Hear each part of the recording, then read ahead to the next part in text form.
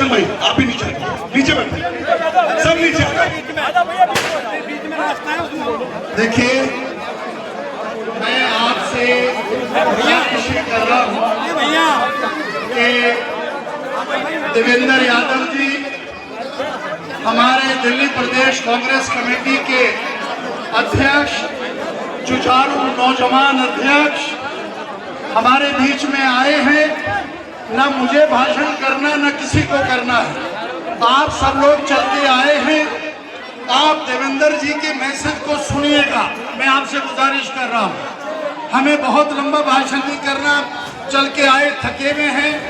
1 बजे आप वहाँ पहुँच गए थे और इतना लंबा आप चलकर आए हैं। ये मोहब्बत और प्यार है, ये इस बात का सबूत है कि मुस्तफाबाद में राहुल गांधी जी ने जो आवाज दी बिहार में और देवेंद्र यादव जी ने जो आवाज दी दिल्ली में, उसका असर है कि मुस्तफाबाद के अंदर से लोग निकल कर आए। और मैं अपने अध्यक्ष जी को ये विश्वास दिलाता हूं कि हम हार गए कोई बात नहीं, लेकिन हमें कांग्रेस पार्टी ने, राहुल गांधी जी ने और आपने सबको सिखाया है कि जीत हार चलती है, लेकिन रास्ता मत छोड़ना, लोगों की सेवा मत छोड़ना, इनके बीच में रहना, इनके लिए काम करता रहना। आज हम वोट मांगने के लिए नहीं आए आपसे, हम सिर्फ ये कहने के लिए आए हैं कि हम आपके साथ हैं। हर बुरे अच्छे वक्त में, हर चीज में हम आपके साथ हैं। मैं कुछ ना बोलते हुए, मेरे यहाँ हमारे ब्लॉक के अध्यक्ष अलीम अंसारी है, हमारा जावेद अध्यक्ष है, हमारे वसीम मलिक साहब जो ब्रिजपुरी से कांग्रेस पार्टी के ब्लॉक के अध्यक्ष हैं, तारा भैया हमारा अध्यक्ष है पूर्वी करावल नगर से, अशोक बघेल जी हमारे इलेक्शन लड़े थे, पूर्व हमारे कैंडिडेट थे कॉरपोरेशन के, फकीर चंद जी हमारे अध्यक्ष हैं, और हमारे बीच में जावेद शहजाद भाई हमारे श्री राम कॉलोनी से, बहुत मेहनती और बहुत काम करने वाले, और जिन्होंने इस प्रोग्राम को यहाँ सजाया है उनका नाम है इस्लाम बहरमपुरिया साहब, वो हमारे बीच में हैं। और हमारे बीच में हमारे 9 बार के इलेक्शन लड़े हुए भीषम शर्मा जी हमारे दोस्त, हमारे भाई हमारे बीच में हैं। हमारे डिस्ट्रिक्ट के अध्यक्ष भारद्वाज जी हमारे बीच में हैं। हमारे मिश्रा जी, कहाँ है मिश्रा जी? पीके मिश्रा जी जो हमारे करावल नगर से इलेक्शन लड़े थे, बहुत अच्छे इंसान है, वो भी हमारे बीच में आए। बागड़ी जी हमारे गोकलपुरी से इलेक्शन लड़े थे, और हमारे पुराने दोस्त और हमारे मुस्तफाबाद के ऑब्जर्वर रमेश सपरवाल जी और फरीद भाई, फरीद यहाँ बहुत इंटरेस्ट ले रहा है, बड़ा काम कर रहा है, मैं उसको दुआएं भी देना चाहता हूँ। और हमारे माइनॉरिटी सेल के जनरल सेक्रेटरी हैं दिलदार, डिस्ट्रिक्ट के हमारे अध्यक्ष, और एक हमारे शर्मा जी बैठे हैं, जगजीवन शर्मा जी, मेरे बहुत पुराने 42, 44, 45 साल पुराने मेरे दोस्त हैं। फहीम हमारा जनरल सेक्रेटरी है माइनॉरिटी सेल का, और सभी मारूफ भाई हमारे इसी वार्ड से 2 बार कॉरपोरेशन के मेंबर रहे। इंतजार प्रधान जी हमारे पुराने सीनियर, हमारे रजनीश सूर्यवंशी जी भी हैं, और डॉक्टर वीरेंद्र जी, देवेंद्र हमारे चारों, कयूम और गुलफाम सैफी साहब, उन्होंने बड़ी मेहनत की है। और जिला अध्यक्ष बाबरपुर जैन साहब, कहाँ है जैन साहब? जैन साहब आप आगे आ जाए। और आकिल मलिक साहब और हमारे कारी इरशाद साहब, वो हमारे बुजुर्ग हैं, हमेशा हमारे साथ रहते हैं। सभी मेरे भाई, बुजुर्ग, नौजवान साथियों, किसी का नाम रह गया होगा जरूर, उसको भी फिर मुझे बनाने के लिए लगेगा, लेकिन मेरा फर्ज था सबका मैं नाम लूं। मैं ज्यादा कुछ ना बोलते हुए मैं अली मेहंदी से कहूंगा कि बहुत शॉर्ट वर्ड में वो स्वागत भी करें। दोनों नीचे बैठ जाओ भाई, आप भी नीचे बैठ जाओ। आप सब, तुम भी जब्बार नीचे बैठ जाओ, आप सब नीचे बैठ जाओ। अध्यक्ष जी, हमारा यहाँ पे एक ही लीडर है, कौन? देवेंद्र यादव। तो अगर देवेंद्र यादव जी का नाम ले दिया तो सबका नाम हो गया, है या नहीं? तो देवेंद्र यादव जिंदाबाद, देवेंद्र यादव जिंदाबाद। मैं दिल की गहराइयों से एक मिनट, रफत भाई, बहुत बढ़िया, धन्यवाद। मैं दिल की गहराइयों से अभी छोड़ो, जो यात्रा थी जो चल रही थी, क्या कहेंगे सर? कोर्ट में SIR 56 लाख लोगों का नाम काटा गया, बिहार में SIR भी आ गया, संज्ञान लिया कोर्ट में, क्या कहेंगे सर? 65 लाख का फिगर है जिनको वोट काट दिया गया। लेकिन उससे भी एक बहुत बड़ा महत्वपूर्ण मुद्दा जो है वो वोट चोरी का भी है।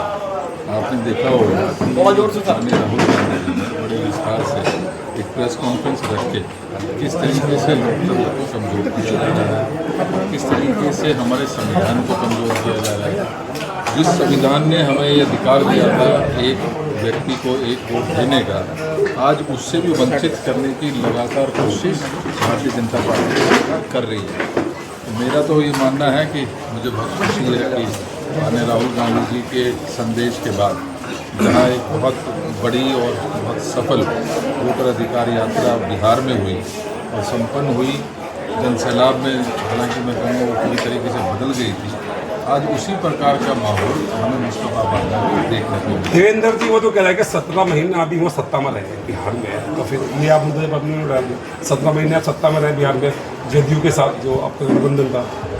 देखिए, आज मुद्दा ये है कि वोट की चोरी, आज मुद्दा ये है कि लोकतंत्र को कमज़ोर करने की कौन कोशिश कर रहा है और क्या उसको उचित जवाब दिया जाना चाहिए कि नहीं दिया जाना चाहिए। और कहीं ना कहीं आज दिल्ली की तरफ लोगों की उम्मीदें हैं, देखते हैं, और मुझे खुशी है कि भाई अली जी के नेतृत्व में, आदरणीय हसन भाई के नेतृत्व में हमने सभी हमारे जितने भी ब्लॉक के प्रेसिडेंट हैं, हमारे जो चुने हुए पार्षद यहाँ से हैं, उन्होंने हर घर का दरवाज़ा खटखटाने का काम आज वोटर अधिकार यात्रा दिल्ली के तहत करने का काम किया है। सर, और मुझे बहुत उम्मीद है यहाँ से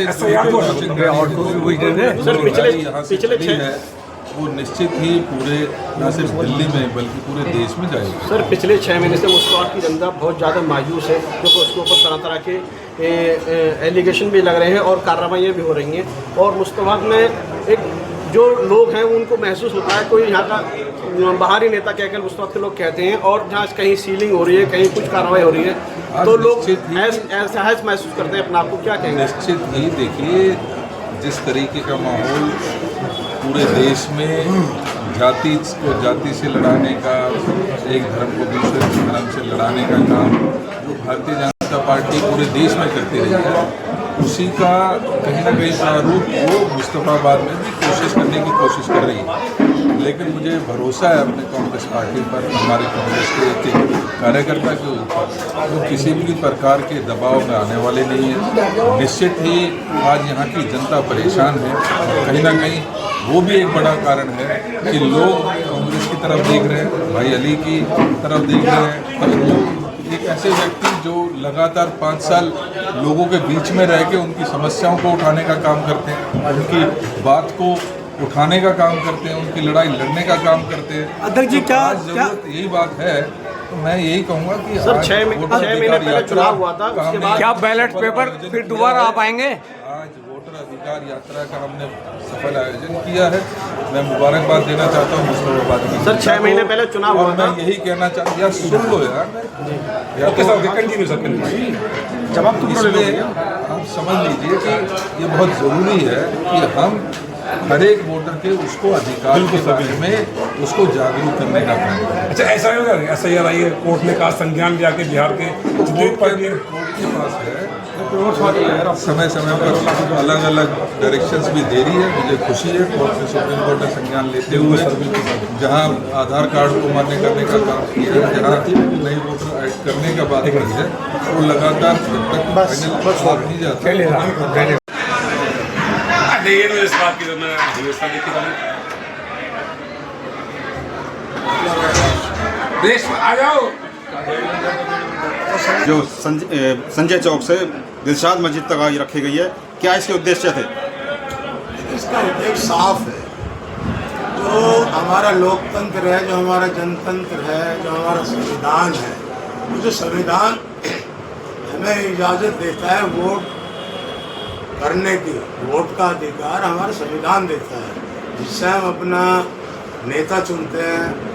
इसी वोट से हम अपने गांव का प्रधान चुनते हैं, इसी वोट से हम अपना विधायक चुनते हैं, इसी वोट से हम अपना एमपी चुनते हैं। और यही वोट की ताकत है जो प्राइम मिनिस्टर चुना जाता है, और इसी वोट की ताकत है जो देश का राष्ट्रपति चुना जाता है। ये वोट हमारा चोरी हो रहा है, हमारे देश की जनता का वोट चोरी कर रही है भाजपा सरकार, लेकिन किसी में ताकत नहीं है। लेकिन एक आवाज़ निकली, श्री राहुल गांधी जी ने चोरी के खिलाफ, वोट चोर गद्दी छोड़ के खिलाफ एक मुहिम चलाई, और बिहार की जनता ने एक बड़ी जन सैलाब में आकर अपने लीडर, देश के लीडर, कांग्रेस पार्टी के लीडर, हमारे लीडर श्री राहुल गांधी जी का साथ दिया और देश को एक मैसेज दिया।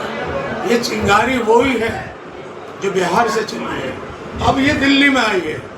और ये जो दिल्ली में आज मुस्तफाबाद विधानसभा क्षेत्र में जो वोट चोर गद्दी छोड़ के खिलाफ जो ये रैली निकली है, पदयात्रा हुई है, ये पदयात्रा हमारे कांग्रेस पार्टी दिल्ली प्रदेश के अध्यक्ष श्री देवेंद्र यादव जी के नेतृत्व में, और मेरे पूर्व विधायक मेरे बड़े भाई हसन अहमद जी के नेतृत्व में, और मेरा भतीजा पूर्व प्रत्याशी मुस्तफाबाद, उसके नेतृत्व में, इन तीनों के नेतृत्व में ये यात्रा निकली है।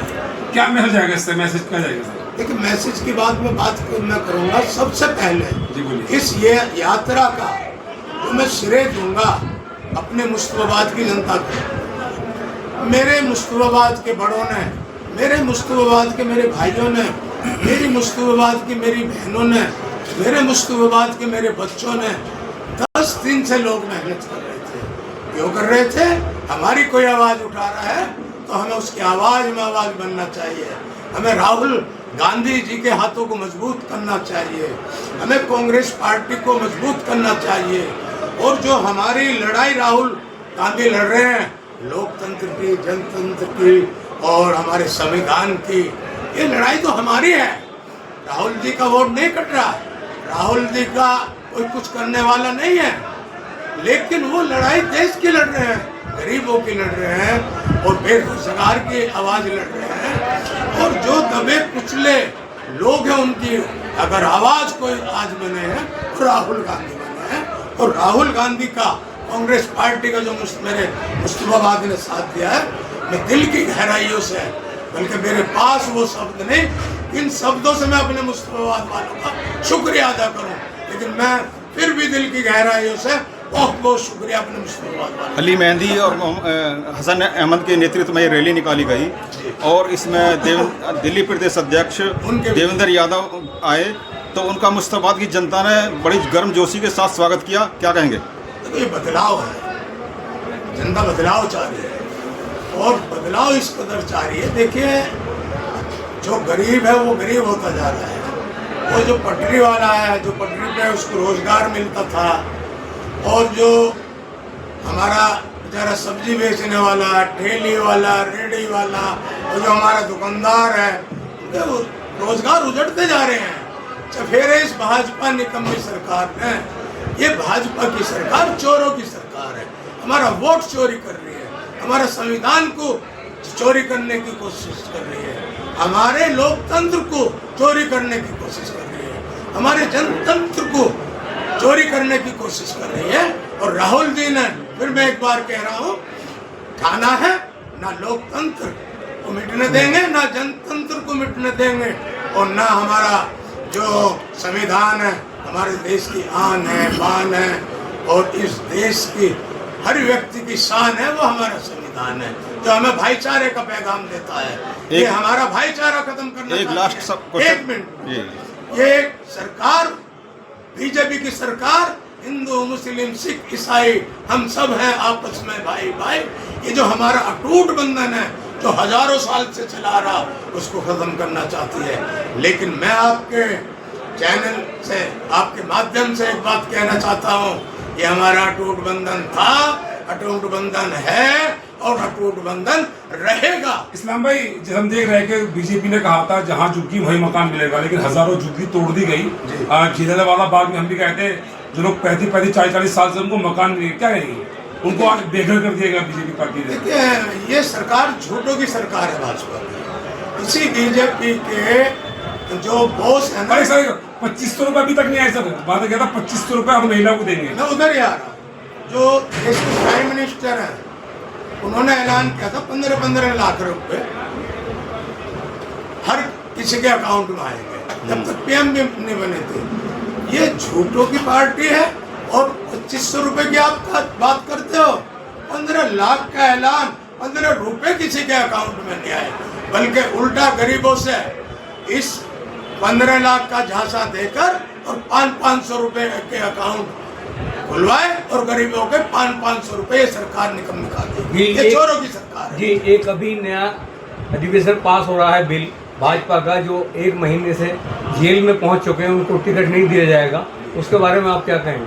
टिकट नहीं दिया जाएगा, लेकिन अगर सरकार इतनी सच्ची है, ये बीजेपी के लोग इतने सच्चे हैं और ये कौन सी वॉशिंग मशीन में धुले हुए हैं, अगर ये धुले हुए हैं, योगी जी पे कितने मुकदमे थे, अपने मुकदमे खुद खत्म कर रहे हैं सीएम बन के।